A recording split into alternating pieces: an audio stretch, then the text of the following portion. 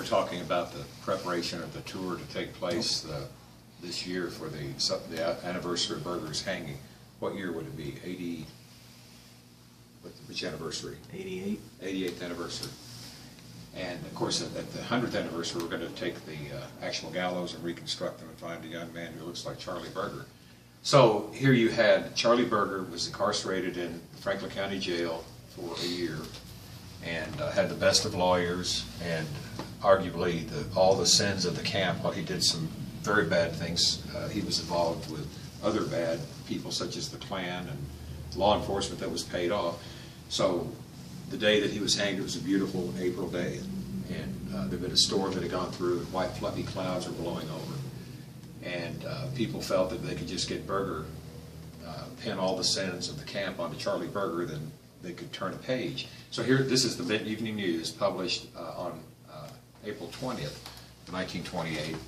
Headline, Charlie Birger dies smiling, but then he goes into the first caption here, unexplainable gloom over city as hour of execution neared. And it talked about the day after, for some reason, people had just had the wind taken out of their sails, which is another unexplainable reason people like to talk about Charlie Birger, because it's the unexplainable. Why are we standing here talking about him 88 years later?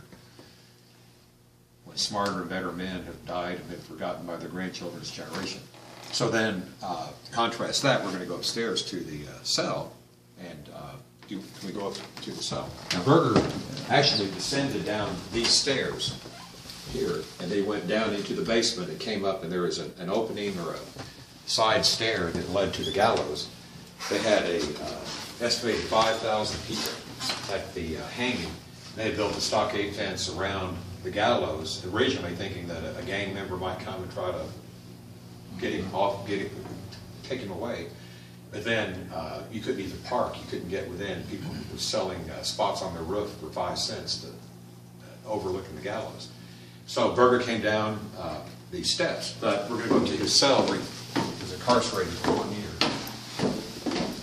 So do you think he would have had a pretty large army of guards around him as they were escorting him out?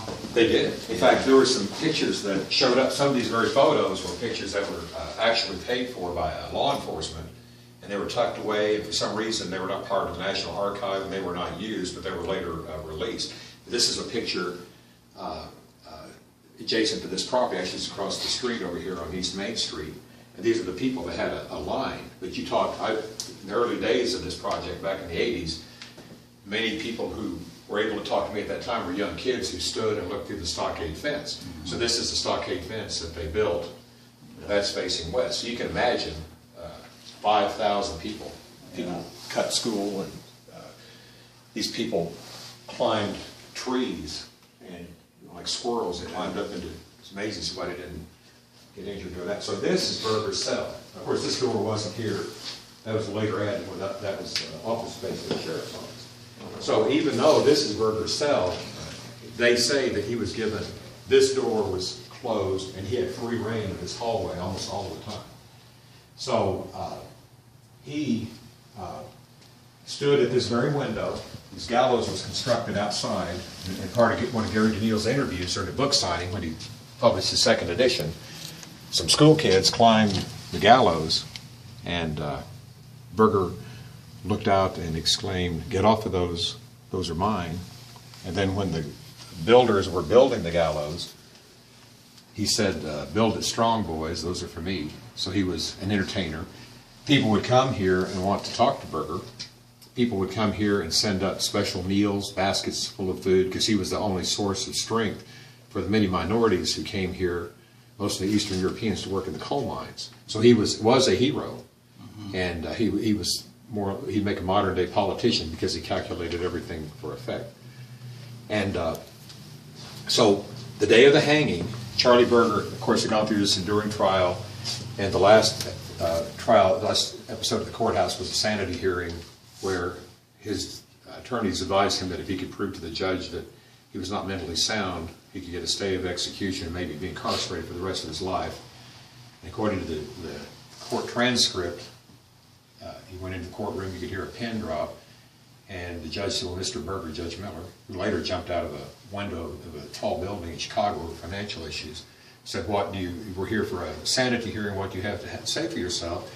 He said, Your Honor, he said, when I'm hanged, that is, if I'm hanged, I want you to bury me in a Catholic cemetery. And the judge said, why would that be, Mr. Birger? And he said, because that is the last place the devil would come looking for a Jew. And the court roared in laughter, and they took him back to be hanged. And you can see that he had one stay of execution. He was going to be hanged in March, and it was postponed until April. You see the original 100 men were deputized, and on that original ticket or card for them to get into the gate to see this, it had a prior date that had been marked out. In fact, I think it might have been October. I think it was like October the 20th. So Charlie was in his cell, and when the Arlie Boswell, the Williamson County State's Attorney, and Sheriff Pritchard came up to see him, he'd been up most of the night, and he was pacing his floor, and he had on an undershirt, or he had on a bathrobe and an undershirt, and he was pacing the floor. So Arlie Boss said, the sheriff said, how are you doing today, Mr. Birger? And he cursed, and he said, how in the GDH would you feel if this is your last day on earth? So they asked him if he would like a sedative, and Woolard contacted me a year or two ago, who was the grandson of a Mrs. Nurse Woolard. So on the 6th floor of the Wood Building, the 6-story building you can see from this window, was Benton's first hospital. The new one, where our office is 29. And so this Woolard told me that his grandmother received the call, and she came over, climbed those steps, and had on a white nurse's uniform and had a towel with a syringe of morphine. And Charlie accepted that syringe of morphine, which changed his demeanor. He's pacing the floor. He looks out and sees a sea of people. So he put on a blue serge suit in just a matter of minutes, and he walked out smiling. And he was resolved to the fact that he was going to die. Came up the steps. He walked around the front of the gallows, and there's a picture of a rabbi. He was Jewish, and Rabbi Mazar came over and built it. There's a picture on this wall back here, of Rabbi Mazar. This would be a good shot right here with this photo on the wall. So Birger rounds the gallows with Rabbi Mazar, and over to the right, and kind of the X or the cross of that support, is Phil Hanna. And Phil Hanna is the hangman who during his career hanged over 100 men, and he was called the humane hangman because as a child he went with his father to a hanging, and it took the victim, prisoner, convicted 45 minutes to die. So he had a ratio of how far to drop a prisoner. Charlie had lost weight, so he ordered that hole should be dug at the bottom so that Birger his neck would snap. He had an assortment of nooses that he coated with beeswax. He had a special knot that he tied to the side so that the victim... So Charlie Birger, actually, when he got up on the gallows, shook hands with Phil Hanna and said, you're a good old boy, and if I have to be hanged, I'm glad that you're doing it. So, again, he looked up and he saw these white, fluffy clouds blowing over. He shook hands with the sheriff. He said, do you have any words? He said, I've forgiven everyone. He saw his friend H.V. Rathbone out in the crowd, who was a writer for a Harrisburg newspaper, and also Charlie's clothier, had a clothing shop in Harrisburg. And prior to that, the hangman asked him if he wanted a black hood or a white hood, and he said, the black, of course, I don't want to look like no Kluxer. Didn't want to look like a Klansman. So he walked out, and again he had dressed and bravely walked up the gallows. And the morning of the hanging, the ambulance was, okay, he rounded the corner with Rabbi Mazar, and there was a wicker basket similar to the basket that we have for Joe Adams that later burned up in a funeral home fire. That was to take his body to the funeral home. And when he saw that basket, a reporter reported that he spat upon it. He turned the corner and he spit on top of this basket. But the ambulance that was supposed to take him away didn't show up because a violent storm had gone through that night, and a barn door had sprung open and injured a lady who almost died from a barn door hitting her. So they had to make way for an ambulance to finally pull up just right before he was hanged. So it's one of those days that you want to be alive, green grass, birds singing, white fluffy clouds. And he looked up about 10:30 in the morning, sun directly on him, And he looked out at the crowd and they said, "Do you have any final words?" And right before they put the hood over him, he said, "It is a beautiful world," which has baffled people. However, could be explained with perhaps a shot of morphine.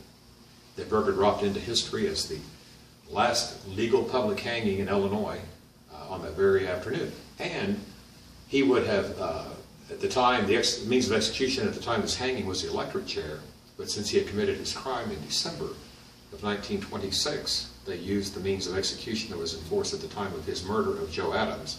Committed many murders, but this was the one of which they made the issue. And Joe Adams was not a good mayor. He was a member of the Shelton gang, housed an armored car, and had several murders under his belt. But so, no, it was the last and only hanging in Franklin County, and we had to borrow a gallows, which we now have on display. So that is the mystery of Charlie Birger. After he was hanged, 3 doctors, if you look at the book in here, this is where Birger was interviewed the night before the trial, the night before his hanging. And he did not trust reporters for some reason. He thought they'd slandered the news or didn't get things right. But he sure liked Roy Alexander, the St. Louis Post-Dispatch, who drove over, and he came in this very room and granted an interview of Roy Alexander. And you notice in the cell we have a 78 record player, and the Jailer's song by Vern Dalhart was playing. And said that was droning, according to this coverage of the story. And then, ironically, Vern Dalhart, who was the hillbilly composer, a national composer, there's a record, recorded a song called The Hanging of Charlie Birger, which mentioned West City and Benton. So this was the very place. They reconfigured this lock since then, according to Sheriff Wilson. But this is one of the rare photos, the night before the hanging. It shows Birger's finger missing, and he lost his finger. He went into a drugstore in Harrisburg and saw a guy that he didn't like, and the guy smarted off to him evidently, and he hit the guy in the mouth. And Birger's hand was infected by hitting the man's tooth, and he almost lost his hand, but he lost that finger. And then over here is the jail record book. It misspelled his name, but this is the year prior to his hanging, where they logged or booked Birger into the jail. And while most prisoners were here for petty theft or disturbing the peace, his sentence was to be over to the right. On April 19th, what happened to him was he was hanged by the neck until dead, dead, dead. And dead is emphasized 3 times because 3 physicians, in order to have a legal Illinois hanging, 3 physicians they took a stethoscope, checked his heart, and signed a death certificate. So he was actually endured 3 examinations that had the signature of 3 doctors. So would this photo have been taken, right? Is that Yes. that interview was being conducted? By St. Louis Post-Dispatch. Okay, and you notice his other fingernail, his finger here is in bad shape there too. Right. Well, I mean, he was an expert horseman. He was tough. Yeah. He was in a lot of fights, and I'm sure that he was injured many times. Yeah. He was only 48 years old. And when they gave him the shot of morphine, what time do you think that occurred? Just before the hanging. So, okay. In fact, the crowd had gathered, and the time was they were probably within 30 minutes of the hanging. And then he was not in a good state and was offered and accepted that shot of morphine. I probably would have taken 2 of them. And this is really not a cell, but this is, the jailer would stay here and would lock the door from the inside, just to protect, for the protection in case something happened and someone could come in and overtake him. Here's the record, 78. It was produced on 3 labels. The Hanging of Charles Birger by Vern Dalhart. Okay. So that is Charlie Birger's story. So after he was hanged, removed, do you have any idea like where he was taken immediately? Was he put in a morgue somewhere? Or? Well, when we had our initial meeting back in 1993, to determine whether the county was going to give us this property, somebody said, well, we heard he really wasn't hanged, that it was a substitute body. Then someone was talking later in the documentary, The Legend of Charlie Birger, someone said that his ex-wife came up and gave him a cyanide tablet and all these different stories. And there was a man who said, in that hearing, that were covered by 3 radio TV stations, he said he was hanged because they took his body to the funeral home on South Main, the one that had the, he was the coroner, and said that his neck was stretched out a foot long. This was, an old man stood up and said, I know he was hanged because I was a little boy, and they took us back in the back, and said I saw him and his neck was stretched out like this. So they did take him to, for a final coroner's examination, and then they took him, he's buried in the Emmett Van Shell Cemetery, and it's a Jewish cemetery in St. Louis, corner of University in Hamlin.